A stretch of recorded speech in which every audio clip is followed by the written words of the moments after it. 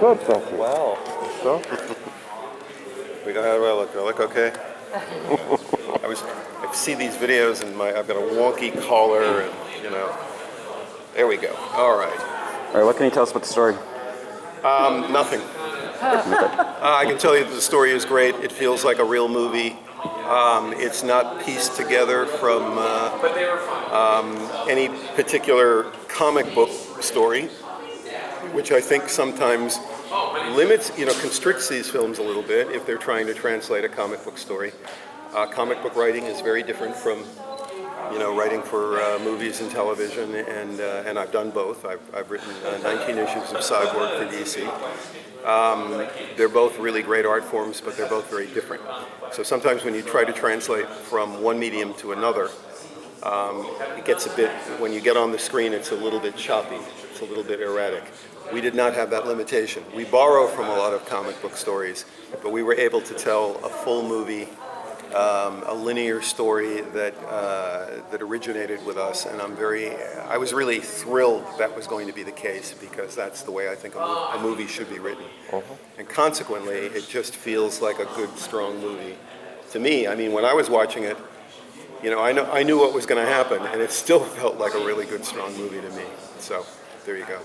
I was wondering, when you're co-writing with someone, how did you go about doing so? Like, did you kind of draft it out together and say, I'll work on this part and you work on that part, or did you kind of like collaborate with scene by scene? Well, the beautiful thing is that I've known Jim and Ernie for a very long time.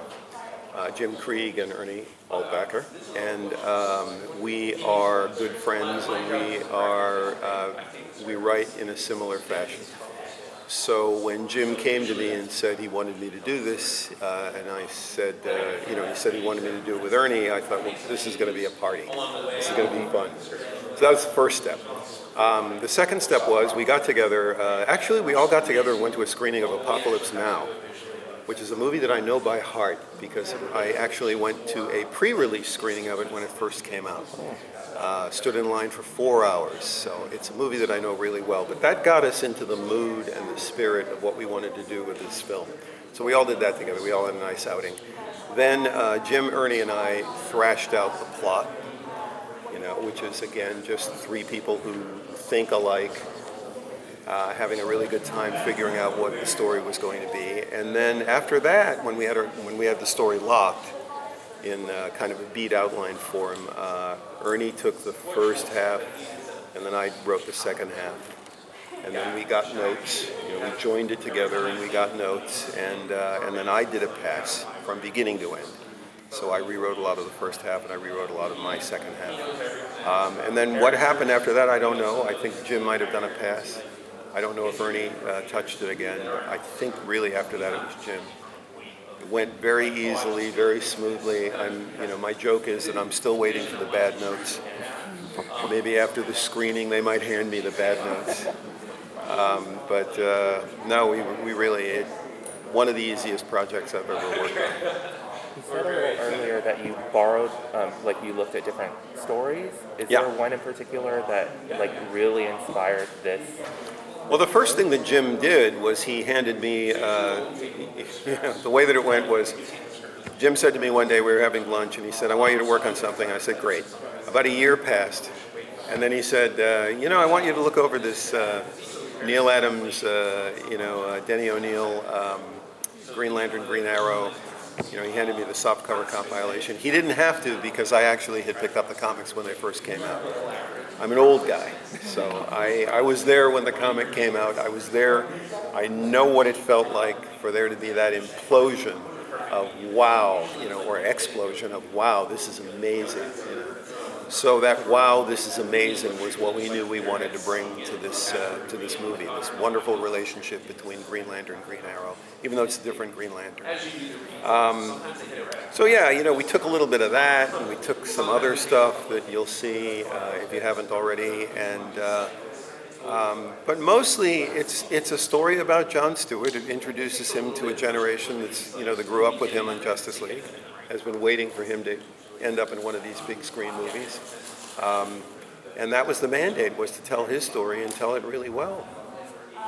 When I found out it was a Jon Stewart story, I got very excited. Yeah, Yeah.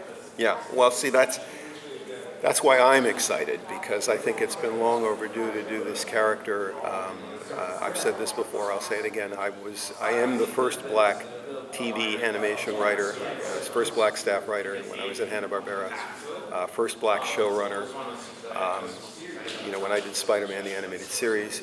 Now here we are a million years later, and I'm celebrating exactly my 40th anniversary in the business, which makes me the longest running black writer in animation. And then they hand me this iconic character, this DC's first black superhero, and say, can you bring him to the big screen for a whole generation that's been waiting for him? It's his 50th year. It's his 50th anniversary. So it's just such a wonderful convergence of things for me personally that I'm thrilled and ecstatic to be able to do this with this character. Did you feel any, does the pressure, responsibility, dyad? Did you feel, how did you feel those things? Always, always. I mean, when I handled Spider-Man way back when, it was like, this is the most important thing in the world. But that's the job. The job is, it's like an actor on stage on Broadway. If you can't handle that pressure, then you can't really do the job. My feeling is I come to life as a writer, as a showrunner, when they hand me the big project. When they say, this is the big deal, do it. I tell the anecdote of, I was at the DC offices one day, and Jeff Johns was there, and he kind of said, hey, John, come here. He called me into his office, and he said, take a look at this. And he showed me the trailer for the Justice League movie before anybody in the world had seen it. And I thought to myself, this is where I want to be. I want to be in an office at DC with Jeff Johns watching a trailer that's going to be the big surprise for Super Bowl or whenever it was that they rolled it out. So I like being on the front line creatively. And yeah, it's a huge amount of pressure. But if you can't handle it, you can't do the job. What can you tell us about where is Jon Stewart, like, in his career and his mindset when we see him in this movie? Because you mentioned like Justice League, so everyone kind of knows him. Yeah. I mean, how different or? Well, he has just come back from a conflict. He's suffering from PTSD. He's not a superhero yet. Doesn't want to be a superhero. And this story is about how the only way he can escape from the jungle in his head is to go back into the jungle, just like Martin Sheen at the beginning of Apocalypse Now. He's got to go back into the conflict. In our case, it's the Rand-Thanagar War. Not that he's returning to something, but he's returning to battle. And he's got to work out the issues in his head, and he's really got to rediscover why he fights, why he wants to do the right thing, why he is willing to take on the mantle of being a Green Lantern. Because in the beginning he doesn't want it, and so that's a little bit the Joseph Campbell, hero of 1,000 faces. He really is chosen. He doesn't choose to be the hero, but he learns to accept it, and he also learns to accept himself. To understand again, to become reconnected with his own motivations for why he wants to be who he is and do what he does. And I think that the story works on that level. What do you see next for Jon? What do I see next for him? Well, I think in the DC animated universe, they're going to use him again. Everything is 2 years in advance. So, 2 years ago, I'm sure that they have put him in other movies. I'm not privy to that information, so I don't know. But somebody told me along the line that he is now a part of at least one other movie, and I'm thrilled. But he got his own movie. That's great, the fact that they give him, and our movie actually runs a little bit longer than these films normally run. You're usually under like 80 minutes. Yeah.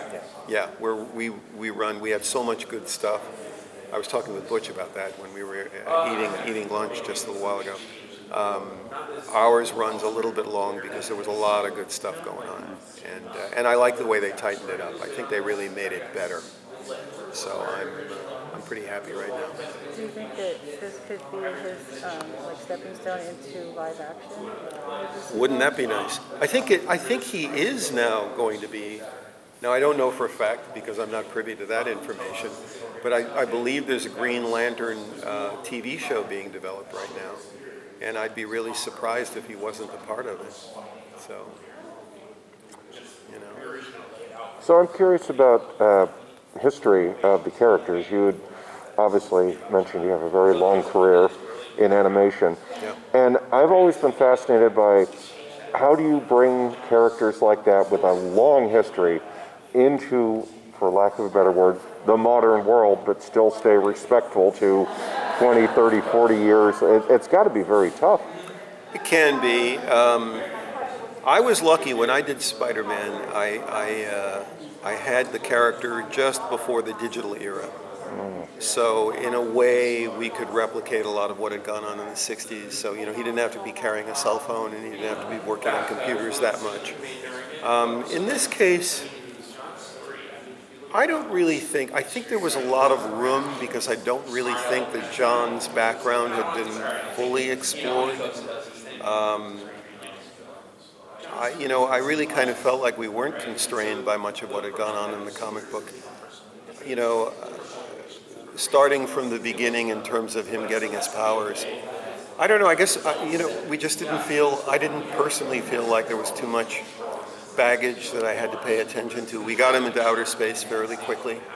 And the bigger baggage for me was the whole Rand-Thanagar conflict, which I had to kind of really bone up on, because I didn't really know a whole lot about that, to be honest with you. But no, Jon, I kind of felt like I had a handle on. And I didn't feel like he was so rooted in his time. What happened, honestly, with a lot of black characters is that back in the day, they did not get much depth.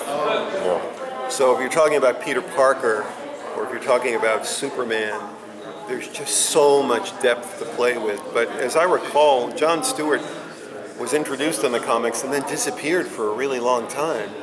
And then when they brought him back, they really kind of brought him back more on a cosmic level, as I recall. And so he just didn't have a lot of deep history that I felt we were burdened by.